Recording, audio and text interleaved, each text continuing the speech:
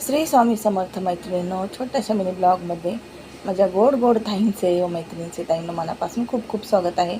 कालचा video upload नाही केला त्याचे कारण हेच की व्हिडिओ बनवला होता जो हा आहे तोच, पण व्हिडिओ एडिटिंग करून करायचा राहिला, म्हणजे टाईमच नव्हता, त्यामुळं क्षमा असावी. आणि हे बघू शकता संध्याकाळचे 6 वाजले होते, कामाला जायची तयारी होती.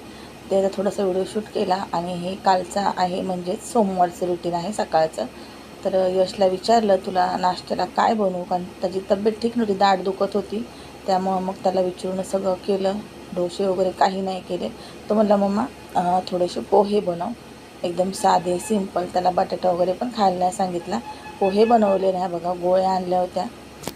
म्हणजे ना इथं ना दवाखान्यात जाऊन आले होते, तर इथं अगोदर ना मी आवाज स्किप केला आहे, म्हणजे बंद केला आहे, कारण की ना खूप बाहेरचा आवाज पण येत होता, त्यामुळे तुम्हाला काही समजलं नसतं म्हणून ना. तर इथं वाजले होते 12:15 12:30 वाजले होते. मी तुम्हाला तेच सांगत होते की यशचा दात दुखत आहे, डॉक्टरांनी दाढ काढायला सांगितलेली आहे. तर आता जायचं आहे दवाखान्यात, 1 वाजताची अपॉइंटमेंट आहे. पण म्हणले पहिलं अगोदर माझे कामं करून घेते, मग 1 वाजता त्याला घेऊन जाते. तर इथं कामं सगळे झाले होते माझे, फक्त राहिले होते लादी पुसायची, कपडे वाळत घालायचे. तर डॉक्टरांना मी रात्री मेसेज केला होता, त्यांनी अगोदरच्या ज्या गोळ्या होत्या त्या खायला सांगितल्या होत्या. सकाळी मेसेज केला तर त्यांनी दुसऱ्या गोळ्या लिहून दिल्या, त्या आणून खायला सांगितल्या आणि 1 वाजता अपॉइंटमेंट दिली होती. तर माझा अवतार बघू शकता, खूप गरम झालं होतं. आणि व्हिडिओ बनवायचं म्हणलं का ना व्हिडिओ बसून बनवायचं म्हणलं का बोलावं लागतं, त्यामुळं ना फॅन बंद केला का आता गरमी तर खूपच आहे, त्यामुळं तर सांगूच नका. मग केस वगैरे वर बांधले आणि लादी पुसून लगेच आता जाणार आहे दवाखान्यामध्ये. तिकडून आल्यावर पण खूप मोठं रुटीन झालं, कारण तिकडून आल्यावर ना जेवले वगैरे, दवाखान्यातून जाऊन आलो, जेवलो वगैरे, नंतर मग थोडा आराम केला, कारण आज आर्य पण येणार होता गावावरून.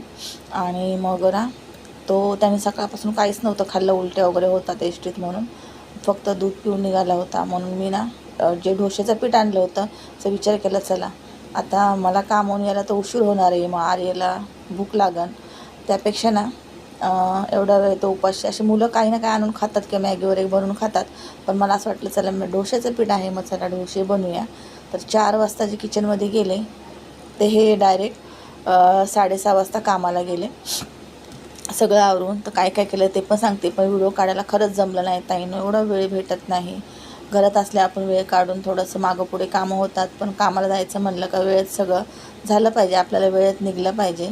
तर ना मी मसाला डोसा केला होता, म्हणजेच बटाट्याची भाजी केली, डोसे बनवले, परत उत्तप्पा केला आणि पेपर डोसा बनवला, आणि परत ना चटणी केली होती, वडे केले होते, डाळ तांदूळ वगैरे ना असे भिजत घातलेली, मुगाची डाळ, उडदाची डाळ, तांदूळ वगैरे भिजत घालून ते वाटून नंतर त्याचे पण वडे केले होते. आणि बघा दवाखान्यात जाऊन आल्याच्या नंतर ना या गोळ्या वगैरे डॉक्टरांनी लिहून दिल्यात. आणि हा टिफिन बॉक्स आणला आहे यशसाठी, कारण त्याचा टिफिन बॉक्स आहे पण त्यातून ना ऑइल बाहेर येतं त्याच्या भाजीचं, त्याच्यामुळं ना मी हा दुसरा घेऊन आले.